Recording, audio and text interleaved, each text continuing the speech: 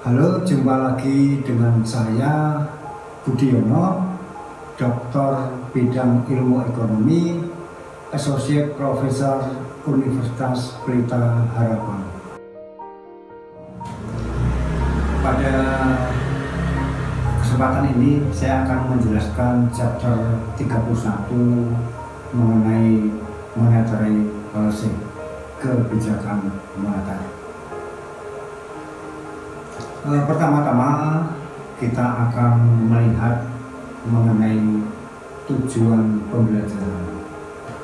Tujuan pembelajaran hal ini kita ingin mengetahui tujuan dari kebijakan moneter, kemudian kerangka kerja dari pencapaian kebijakan moneter tersebut. Kemudian berikutnya adalah kita akan menjelaskan bagaimanakah Bank Sentral atau dalam hal ini ekonomi Amerika, yaitu Federal Reserve, membuat keputusan suku bunga itu sendiri dan mencapai target suku bunga itu sendiri. Berikutnya adalah kita akan mengetahui mengenai transmisinya atau saluran transmisi di dalam kebijakan moneter. Jadi Bank Sentral mempengaruhi real GDP, kemudian mempengaruhi job dan inflasi. Hal berikutnya kita akan mengetahui mengenai kebijakan-kebijakan yang berkaitan dengan Bank Sentral. Nah, kita perlu mengetahui tujuan dari kebijakan moneter.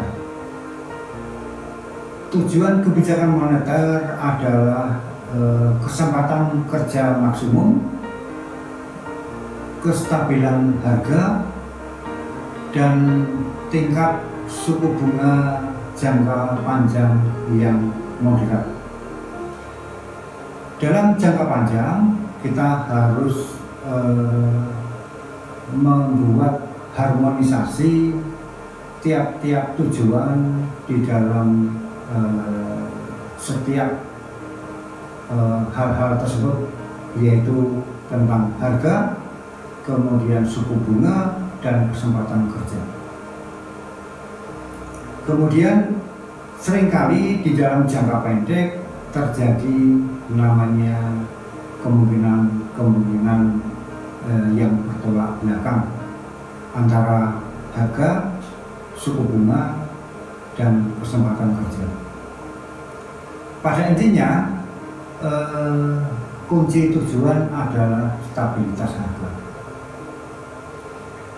Oleh karena itu, stabilitas harga itu adalah sumber dari kesempatan kerja maksimum dan capaian daripada tingkat suku bunga jangka panjang yang moderat. Nah, tentunya di dalam kebijakan moneter kita harus mengetahui instrumen kebijakan moneter. Variabel-variabel apa yang dipakai, instrumen-instrumen apa yang dipakai. Nah, di sini bisa kita lihat ada dua kemungkinan yang bisa digunakan di dalam instrumen kebijakan moneter, yaitu monetary base dan Federal Funds Rate.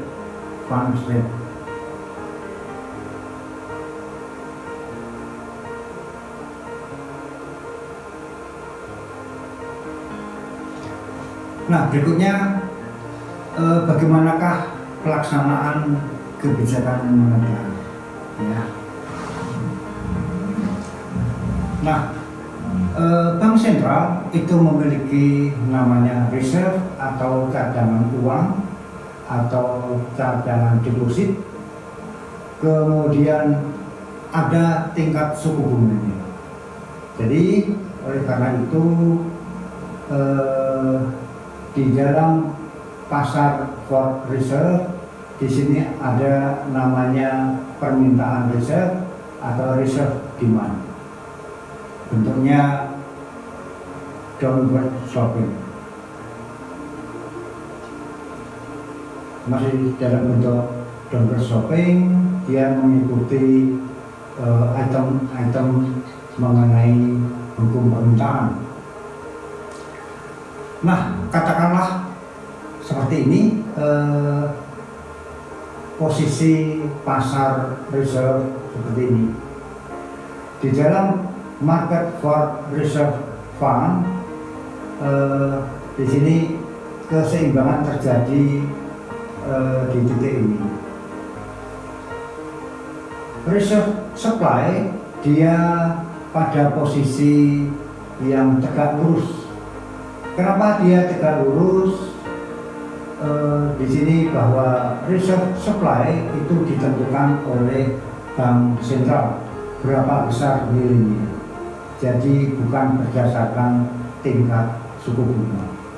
Sedangkan reserve demand itu kemiringannya ditentukan oleh Federal Fund Rate atau tingkat fund itu sendiri. Biasanya satuannya persen per tahun. Nah, oleh bank sentral dalam hal ini di Amerika dia Federal Reserve yang sebagai fungsinya sama dengan bank sentral, dia memiliki namanya target tingkat fund rate-nya. Nah, katakanlah posisi seperti ini, ya, supply of reserve-nya itu setelah adanya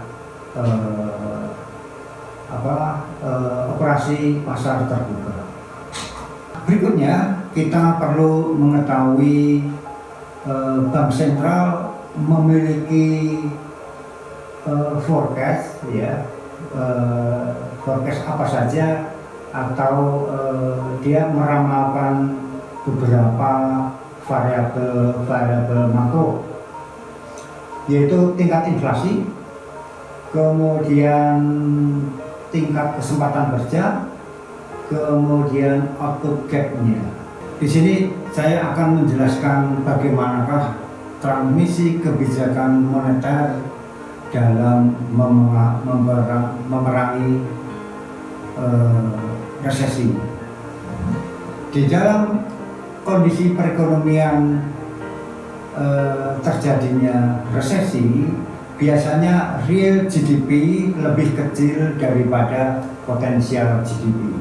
Kita bisa lihat di sini keseimbangan seperti ini.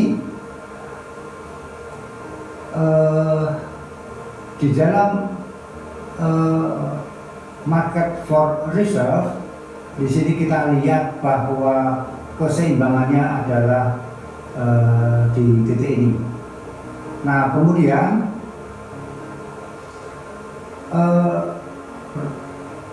reserve supply dia bergeser ke sebelah kanan.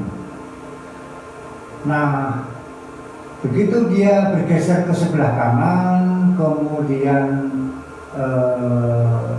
rate fund targetnya juga turun, maka dengan demikian pada pasar uang, di dalam pasar uang, di mana real money dan interest rate itu terbentuk, money supply dan money demand sudah saling bertemu. Dengan adanya pergeseran reserve supply 0 ke reserve supply 1, maka dengan demikian money supply bergeser dari money supply 0 ke money supply 1. Kenapa dia bergeser? karena suatu peningkatan di dalam monetary base akan meningkatkan supply of money dan tingkat suku bunga akan jatuh dari 5 ke 4. Tadi kita udah tahu dengan adanya peningkatan reserve supply 0 ke reserve supply 1 diikuti dengan penurunan funds rate, ya funds rate-nya ini juga demikian. Nah, selanjutnya akan diikuti dengan peningkatan supply dari loanable funds. Supply loanable fund bergerak ke sebelah kanan, dia shift ke sebelah kanan. Oleh karena itu muncul keseimbangan baru. Pada saat suku bunganya tadinya sebesar real interest rate-nya 6, kemudian turun menjadi 5,5. Loanable funds-nya juga meningkat dari 1,0 ke 1,1. Nah, katakanlah keadaan terjadi resesi. Keadaan terjadi resesi di mana agregat demand 0 dengan short run agregat supply dia bertemu pada keseimbangan di mana real GDP yang terbentuk lebih kecil daripada potensial GDP. Potensial GDP-nya adalah sebesar 16, kemudian real GDP-nya terbentuk 15,8. Ini artinya terjadi masalah resesi. Nah, kemudian berikutnya adalah ada peningkatan di dalam investasi. Kenapa dia ada peningkatan di dalam investasi? Karena suku bunganya turun dari 6 ke 5. Dengan adanya penurunan tingkat suku bunga akan mendorong adanya investasi baru. Nah, supply untuk loanable fund meningkat dari SLF 0 ke SLF 1. Selanjutnya, permintaan agregat akan meningkat. Kenapa dia meningkat? Adanya investasi baru akan meningkatkan agregat expenditure ke sebelah kanan. Jadi agregat demand 0 meningkat karena adanya agregat expenditure, ya, menjadi agregat demand 0 plus agregat expenditure. Nah, di dalam perekonomian selalu terjadi yang kita namakan dengan multiplier effect, pengganda efek.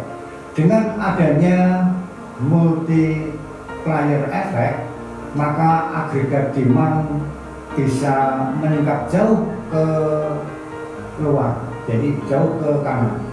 Dengan peningkatan jauh ke kanan mencapai pada pertemuan di mana real GDP sama dengan potensial GDP. Nah, inilah yang dikatakan bahwa kebijakan moneter itu untuk memerangi masalah resesi yang tadinya real GDP-nya adalah 15,8. Dengan kebijakan moneter maka real GDP-nya meningkat sampai dengan potensial GDP. Pada saat potensial GDP sebesar 16, inilah perekonomian sudah tidak mengalami resesi dan keadaannya sudah full employment. Tingkat harganya juga sudah meningkat. Kebijakan moneter berikutnya adalah bagaimanakah bank sentral atau The Fed itu memerangi inflasi. Kalau tadi memerangi resesi, kita akan memerangi inflasi.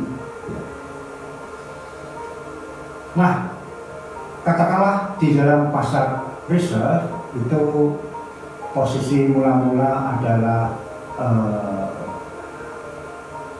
RS0 dia tegak lurus ya.